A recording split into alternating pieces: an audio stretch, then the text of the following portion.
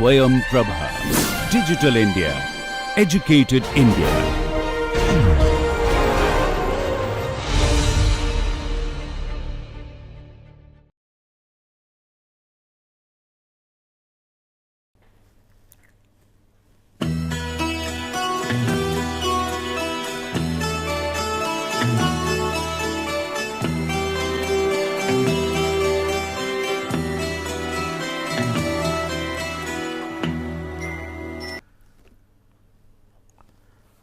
So far,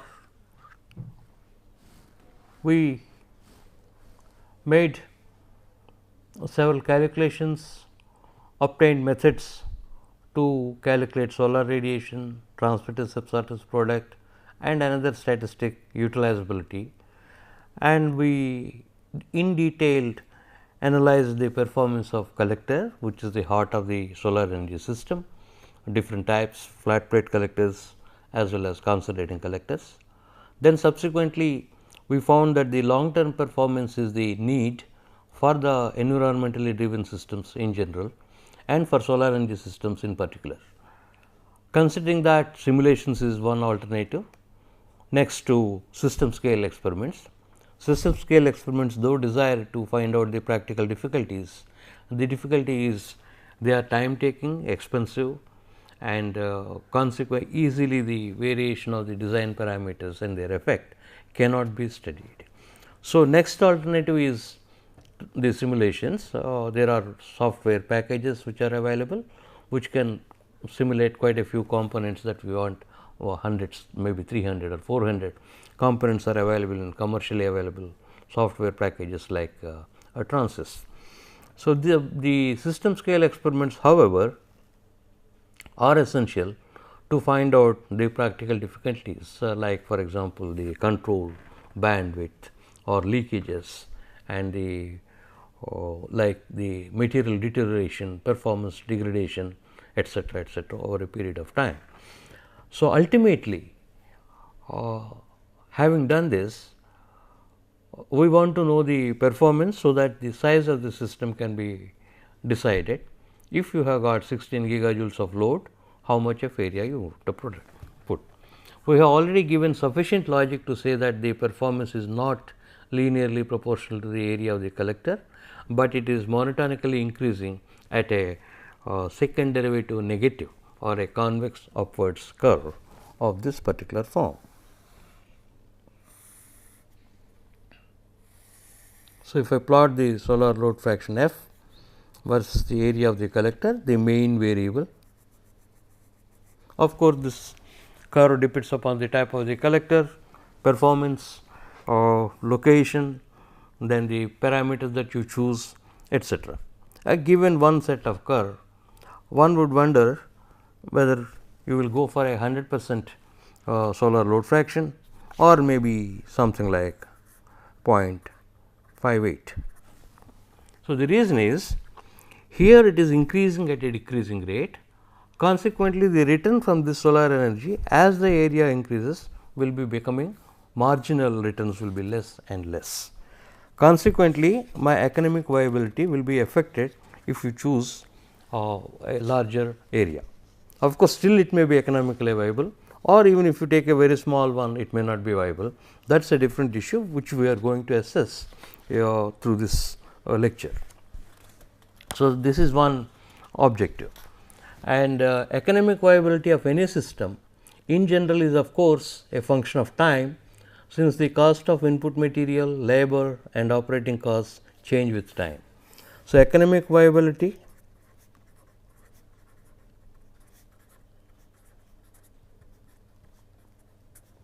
is depends on, here we should not understand or rather misunderstand this as some sort of an unsteady phenomena. That is not the intention of making this statement.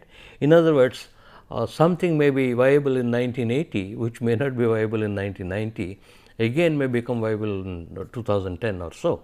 It could depend upon the, for example, in comparison with solar energy things, it could depend upon the cost of production of the material with mass scale advantage coming. the prices of the components may come down, the prices of the fuel may go up, the competitive fuel may be going up. So, my economic scenario may completely change, or new oil reserves will be found or fossil fuel reserves will be found and the prices will come down, then the attractiveness of the solar energy system may become less. So, this is the sense in which I said it is a function of time, not that it is a d by dt of some sort of a unsteady phenomena. And then new competition may emerge, which is based on a new technology. This is one thing that one has to look into. So, for example, even if we take a decision today, solar thermal versus solar photovoltaic, with mass scale production, if the photovoltaic cells are going to become cheaper, you may go to producing electricity with the solar photovoltaics even to heat water, or if there is a mass production of the flat plate collectors or the evacuated tubular collectors or the concentrating collectors, which are cheaper and give you high pressure steam at 400 C or so to run a super power plant like configuration with the solar, then that may be an attractive option. So, and there may be entirely a different thing that we may not be knowing as of today, a new technology or new source may emerge. And this solar energy viability is highly location dependent.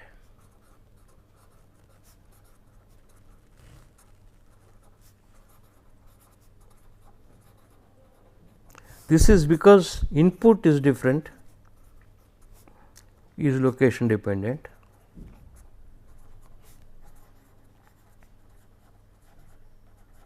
Right, solar radiation changes from location to location, ambient temperature changes, and then the application or load may be different.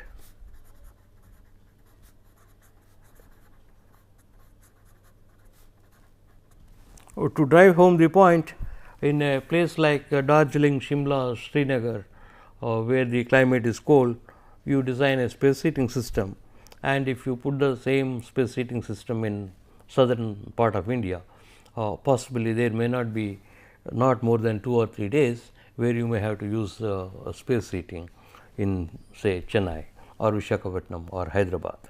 So, these are that way the space heating system per se defined to be a space heating system shall not be of any utility in a place where there is no heating requirement.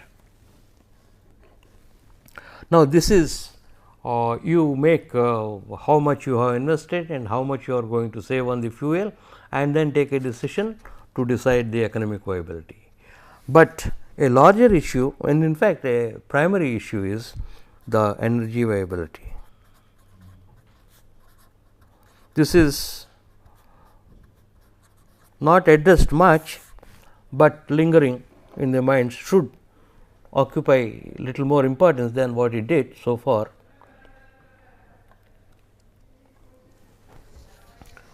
Any conventional energy system, say based on coal or oil, shall not produce the energy that it consumes as input. Right? You put the petrol or you put the fuel oil, then only the boiler or the water heater works.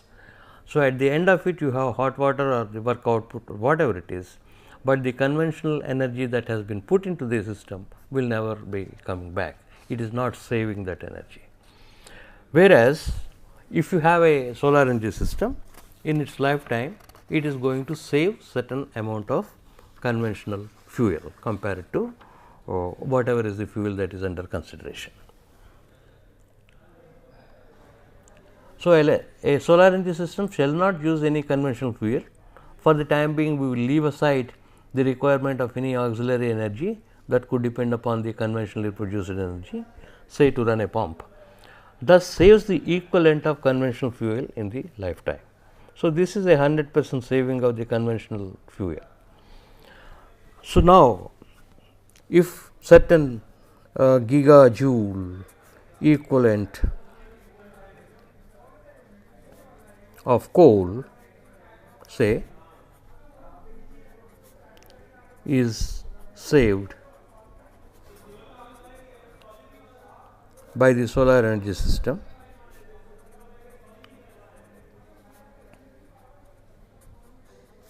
in its lifetime.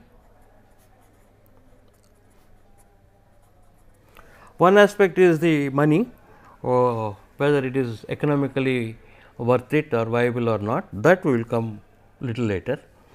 Now, has what is the system energy viable? In other words, compare gigajoules that are required to produce the system, to make the system rather,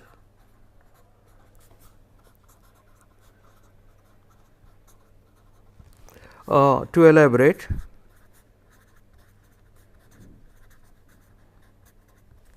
in the examples we considered 50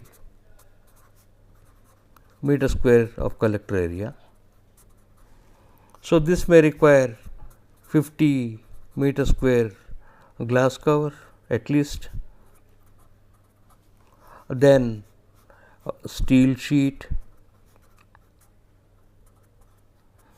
and for absorber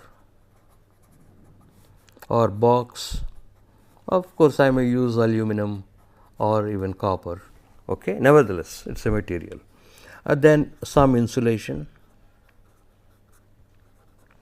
So, all these things may come to some x kg of glass and y kg of steel and some z kg others. The input energy to produce this material, in addition of course, the power required in making etc., you can add,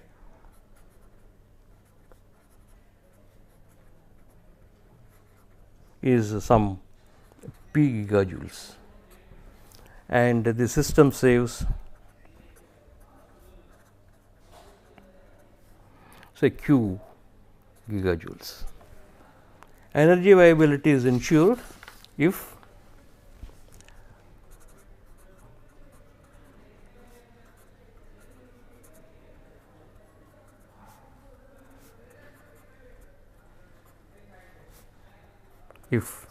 your P is less than Q.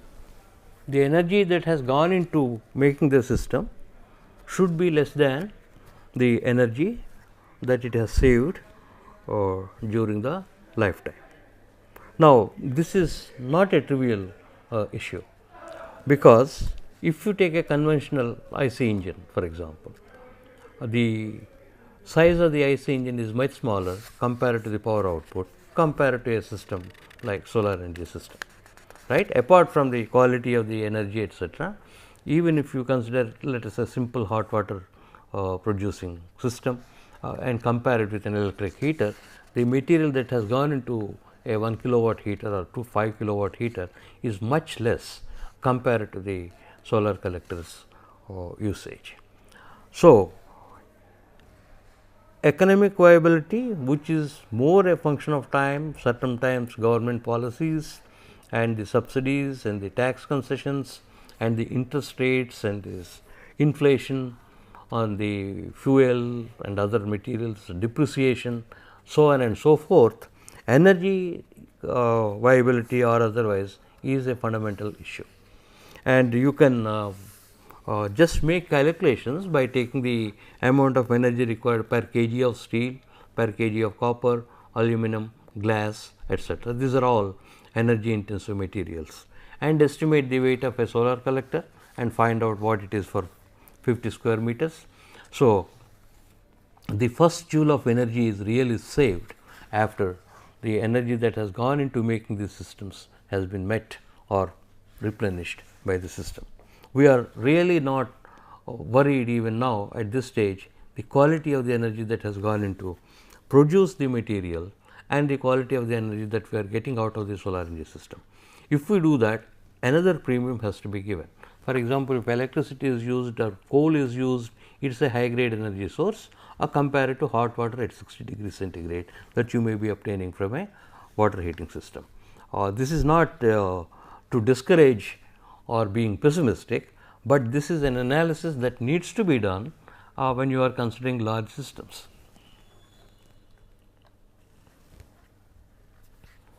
So, if not, even if the system is economically viable under certain conditions, we should remember that the system has already utilized energy more than what it is going to save.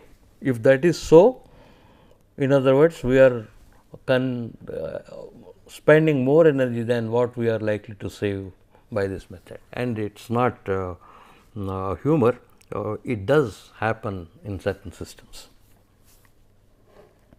So, certain calorific values which we may require in calculations, this is available from an excellent web source, that is indiasolar.com, and I have extracted the relevant things. Wood, this is I have compiled from other units, kilojoules per kg 14,650, coal is almost double that, fuel oil is almost double again, kerosene and diesel same, petrol is higher, natural gas is slightly lower.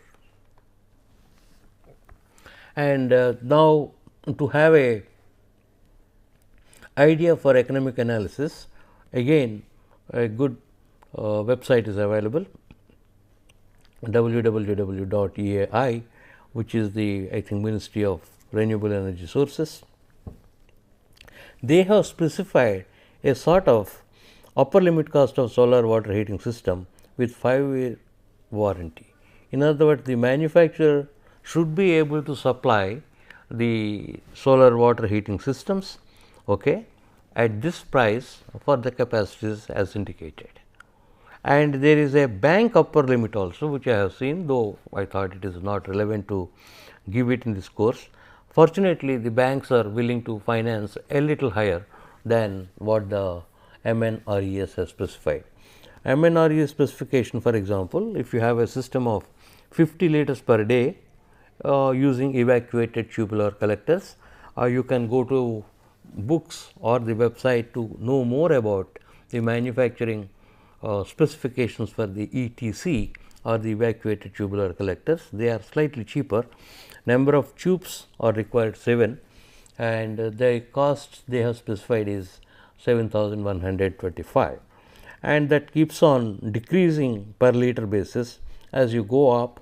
For example, it comes to 750 per tube if you have about 2,100 liters and above. So, 750 per tube for systems with greater than 2150 LPD. And if this is for 50 LPD, if it is 7,100, this is almost about how much, 1500 or 1400 compared to about 1400 per tube at 50 LPD. Almost it becomes half for larger systems. That may be because site preparation and auxiliary like pumps, etc., they will be taken care more easily in the larger system. So, similarly, for a flat plate based system, 100 liters per day capacity, 100 liters per day, that upper limit specified is 20,000, 2 square meters. So, per square meter I guess, so about 10,000 rupees, 10,000 per meter square, and this comes down to something like 6,500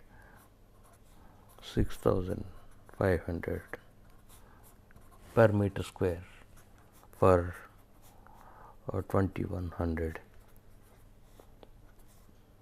greater than 2100 liters per day. So, I mean a ballpark average value you may consider it as 8,000 per square meter average.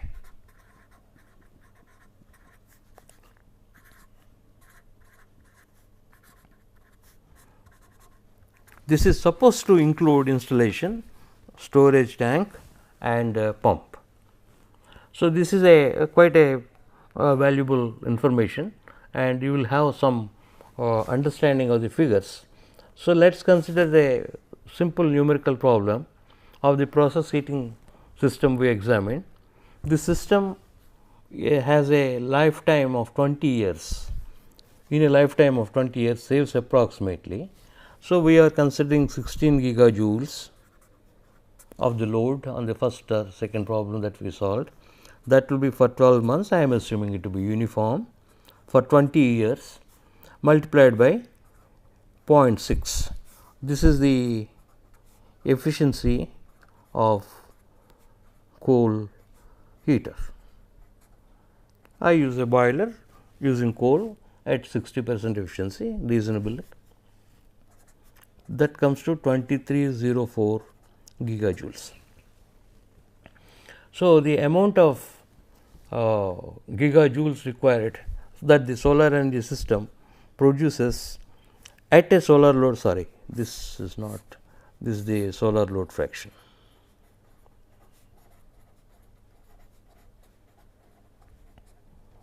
Because we calculated at about 0.5, overall if I assume the solar load fraction to be 0.6, you will have about 2304 gigajoules saved in 20 years.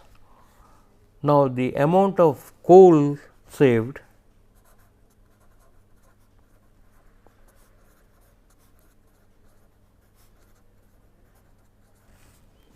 at 80% conversion efficiency, which is this 2304 gigajoules divided by the calorific value into 0.8 in gigajoules. We can just check up.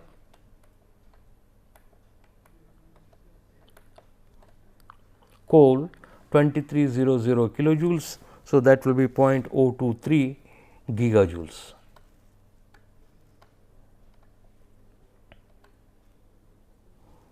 So, that comes to 125216 kg.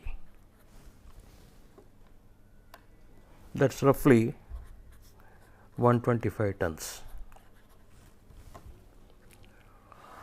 So, and again I have to depend upon the newspaper announcements in the website. Coal India price seems to be at Rs 1700 per ton of coal. If it is more, my economics looks better. If it is less, it looks less. So, this may be, there may be still some inflation over that. Actually, the issue was about increasing the price by 10% or so. So, this I have taken, and the grade of the coal required for water heating may be lower than the grade that they are talking about.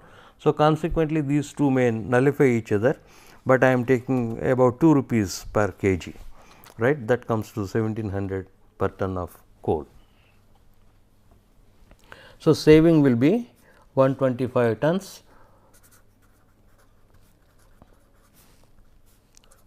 2,12,500 Rs.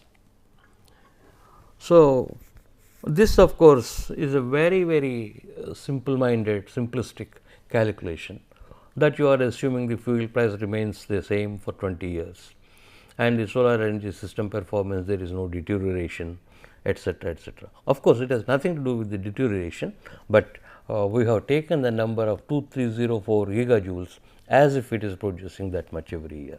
Consequently, that assumption is inherent.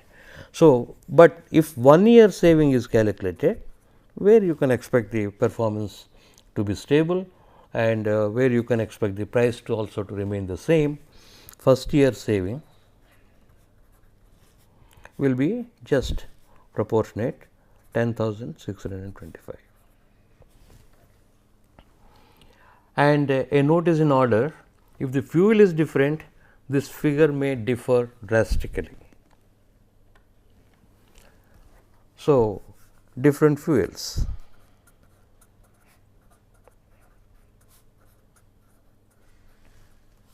If you take LPG,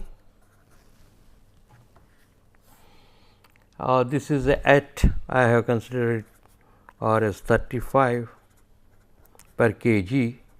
I am not really sure whether it comes under the recent hike or not.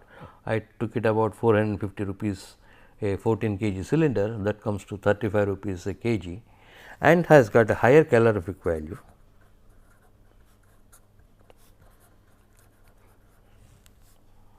Of 40,000 kilojoules per kg.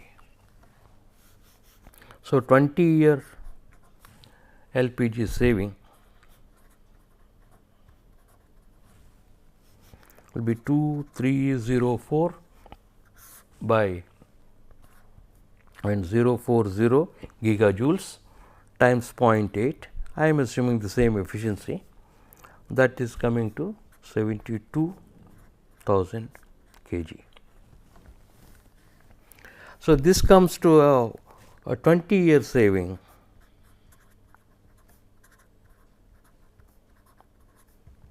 will be 25 lakhs 20,000. This seems to be little unbelievable, but it is true. You can also check the calculation. This is because 35 rupees a kg is almost 20, compare it to 17 times the 2 rupees a kg of the coal. Consequently, this will be also 20 times the saving, which is 2.5 lakhs. This is similar to that. Okay. So, that is all right. So, first year saving will be again to offset the inflation, depreciation, degradation of the performance, etc. So, if I worry only about the first year saving, this is Rs, I am forgetting Rs. Okay. Now, electricity,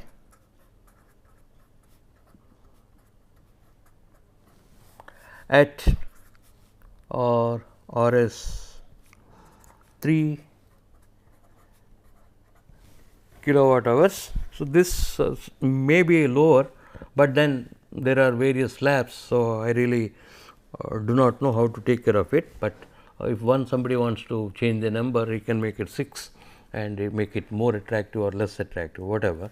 So, but this is about the first level of price. So, that comes to 20 years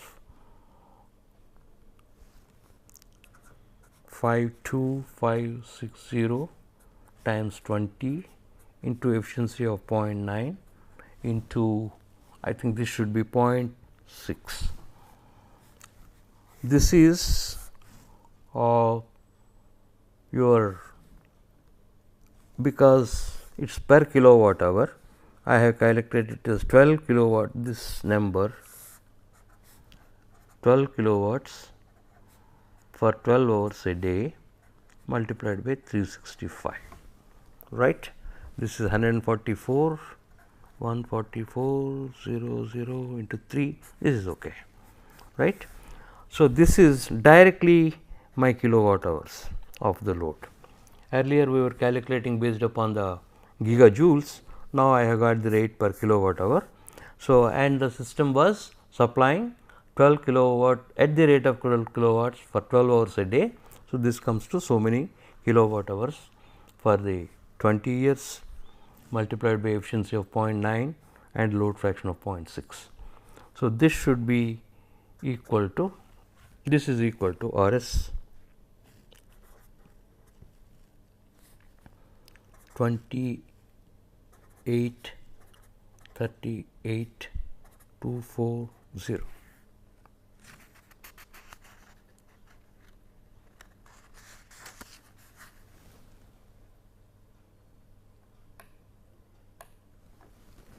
Okay, this I will check it whether it is this may be at the rate of 6 rupees, this money should be there, okay, right.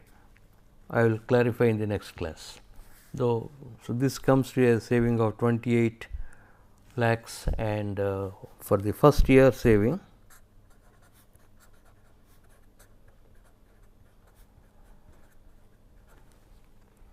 into 0.9 into 6 rupees, I think. Okay, 1,41,912. Okay, system cost at RS 8,000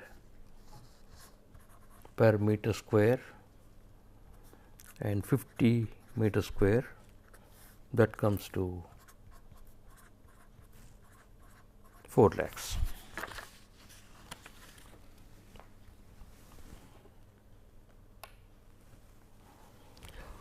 Right now, we do not draw any conclusions at this stage regarding economic viability. The above calculation is in one sense simplistic, because inflation in coal prices has not been taken into account, and accumulated savings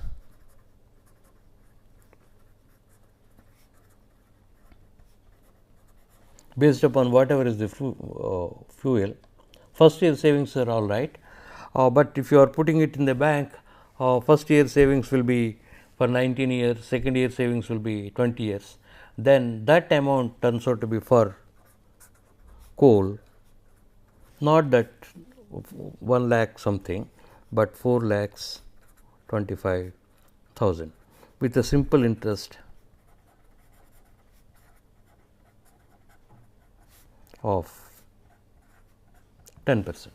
You can make a the whatever is the total amount which we have obtained in the case of coal, assume that it is there at the bank at the rate of 10% simple interest for a period of half the total period, 10 years. That will give you a pretty accurate estimate. So, this is little better than the previous cost if you consider the cost of the system to be 4 lakhs. So, this can be arrived at easily assuming the total saving of 2 lakhs 12,500 over 20 years is equivalent to assuming the amount to be in a bank for half of 20 years continuously. Convince you of some rule. Okay, you can do this and you will find out. Similarly, the interest on the investment has not been accounted for. Now, if you spend 4 lakhs something on the system, or you are straight away losing, if it is your own money, 40,000 at least at 10% rate, and if you have taken a bank loan, you may have to pay more than 10% or 12%. So, that money has not been taken into account. So, the saving from the fuel first of all should take care of that interest also. Even though the fuel cost is 0 for the solar energy system, maintenance and cost of auxiliary power are also to be accounted for. So, this we have also not done. In brief, the cost of running a solar energy system involves debt service of the investment, maintenance and other costs. That means, there are certain costs associated with running of the solar energy system, and savings mainly due to fuel savings needs to be assessed considering the price trend, bank interest rates, etc. All these may be converted to present day rupees or any other currency depending on the country. In other words, if you are going to save 10,000 rupees in the 10th year, 22,000 rupees in the 11th year, etc., what is the equivalence of today? So, one can make an economic scenario depending on inflation, etc., and come out with this system is worth 22 lakhs 3,200 today, or the amount of fuel that you are going to save is going to cost so much in today's terms. Then you make a balanced judgment whether the cost, whether the system is viable or not. Of course, this goes into too much detail of economic analysis, which is not exactly the objective of this course, and as a matter of fact, you require at least half a semester if you really want to go into details. But nevertheless, remember, it is not so simplistic that you calculate the investment and divide by the saving per year and come out with a payback period and say that it is attractive or unattractive. But that could be an indicator, and one can, depending upon the size of the system and the economic scenario of the country or location or the system, you can modify or go to more and more sophisticated methods. If you are considering a domestic water heating system, that simple calculation may be all right, but if it involves crores of rupees, then somebody has to do a better analysis. The economic viability highly depends on the fuel with which the comparison has been made, right. So, as we have seen, though even if there are, I do not know, even if there are mistakes, but still if the rates are reasonable, which are reasonable ratios at least, that is what I believe. If you compare with the wood or coal, the solar appears to be poorer, and compare with LPG, it is fine, compare with electricity, it is fine. In other words, it appears to be attractive option. Now, there are what we define the economic figures of merit.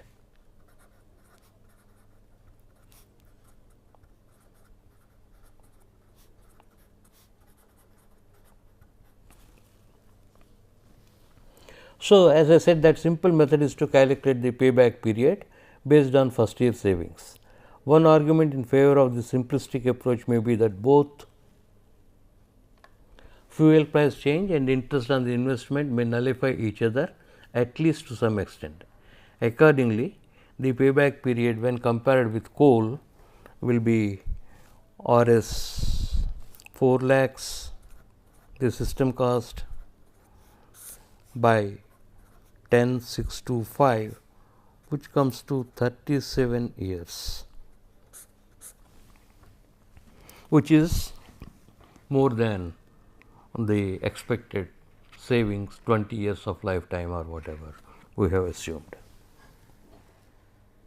Okay, these are the orders of magnitude, and if the price is very high, it will come down. Appears to be too large, it is surprising. I will check myself once again. You can also do the same thing and including the prices. Then if it is LPG,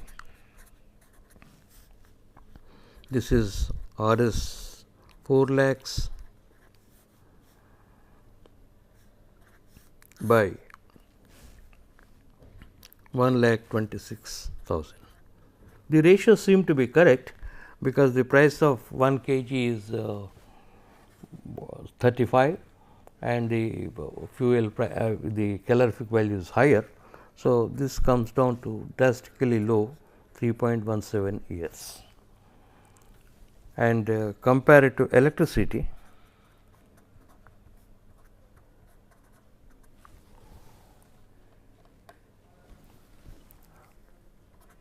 Four lakhs 000 by 1,41,912. Let me just check this number once.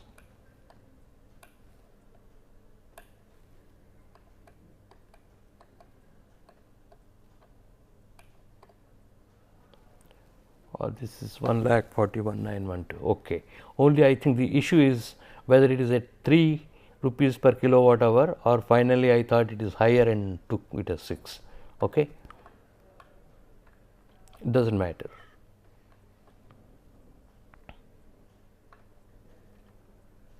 So, this comes to 2.8 years, or it will be, I think this is all right, because compared to LPG, this should be lower because the cost is higher, I suppose. So, these are pretty good indicators, and seems to be reasonably ordered, and if the prices are slightly different, or that collector prices are reasonable, LPG price is reasonable, electricity really varies from 3 to 10 rupees or so, and consequently, okay, that number can change from 2 years to 5 years. Now, there is a method that we call the life cycle savings method.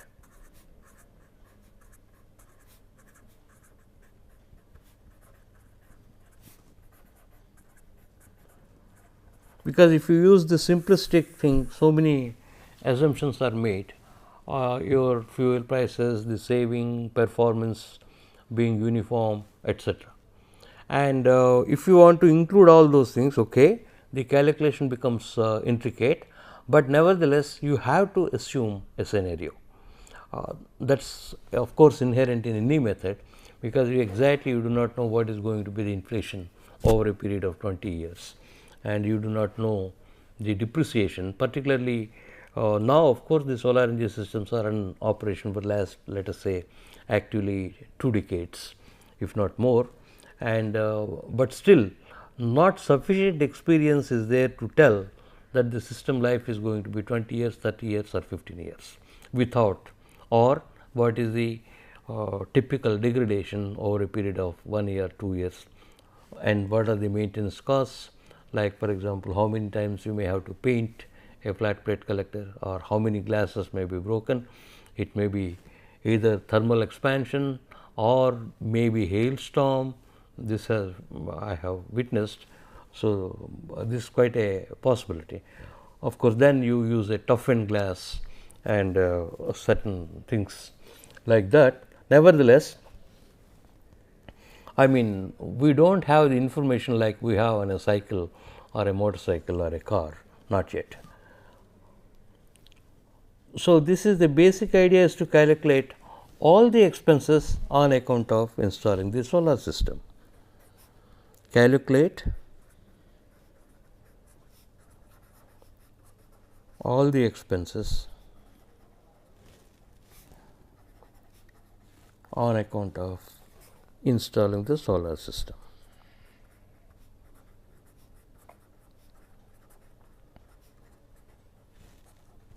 Similarly, calculate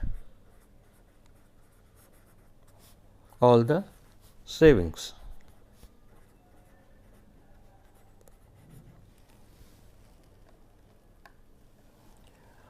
Now, take into account the economic scenario, fuel prices going up or otherwise, inflation that results in an enhancement the worth of the solar energy system, and expenses include, you can go through this thing. So, I will read it out instead of writing.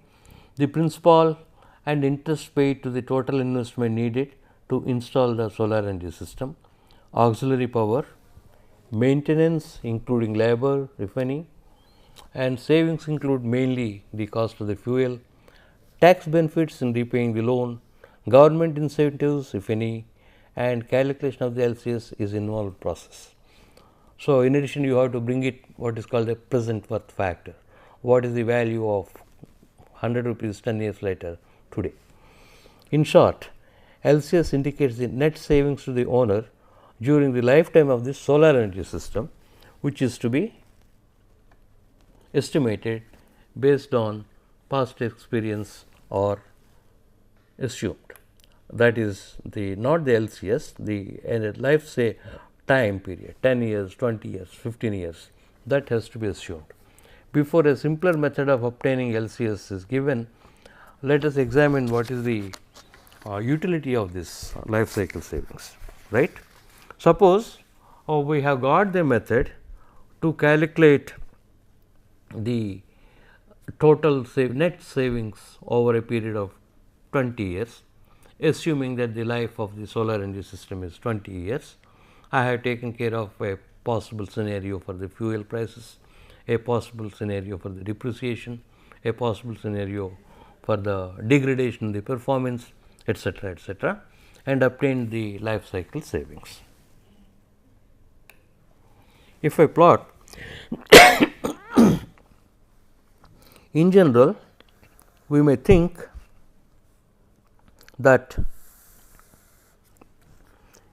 area of the collector is the main parameter, the other things are fixed. We are examining a given system, that means the location is fixed, application is fixed, the load is fixed, everything, and operating parameters. Somebody through simulations came out with this is the best orientation, slope, flow rate, etc., etc. We can always divide the total cost of the system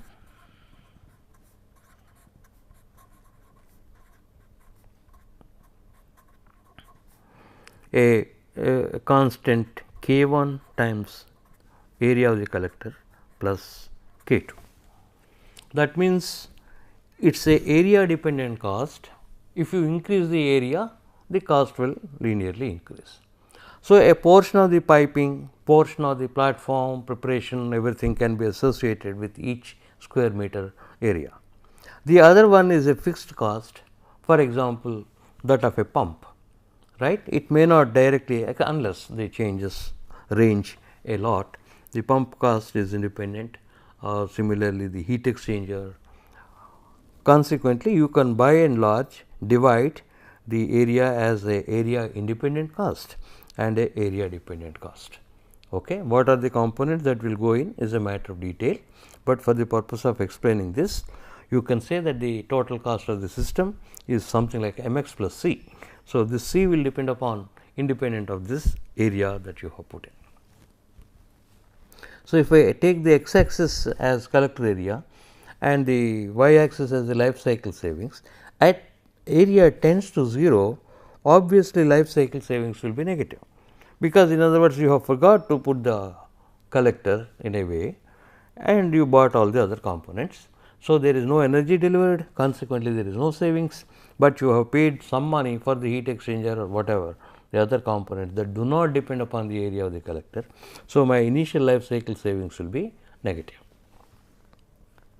So, this goes up as area keeps on increasing, because I am getting more and more savings, and this will go because my solar load fraction is increasing as the area is increasing, but then since it is at a decreasing rate, this starts decreasing after certain area. So, something like this, again it may become 0 or it may not become 0. Now, this is a point, I can call it optimum, because this is where my maximum life cycle savings. Whatever may be, we are finding out the life cycle savings, because as area increases, my life cycle savings do not linearly increase. There will be a maximum and there will be a minimum, and this negative thing is it's a mathematical way of saying, as AC tends to 0, this area independent cost still costs the owner something. So, his life cycle savings is negative. So, this we keep it over here and superpose with the load fraction curve. This is the area AC, positive, negative, LCS, and this curve like this, and again AC versus solar load fraction.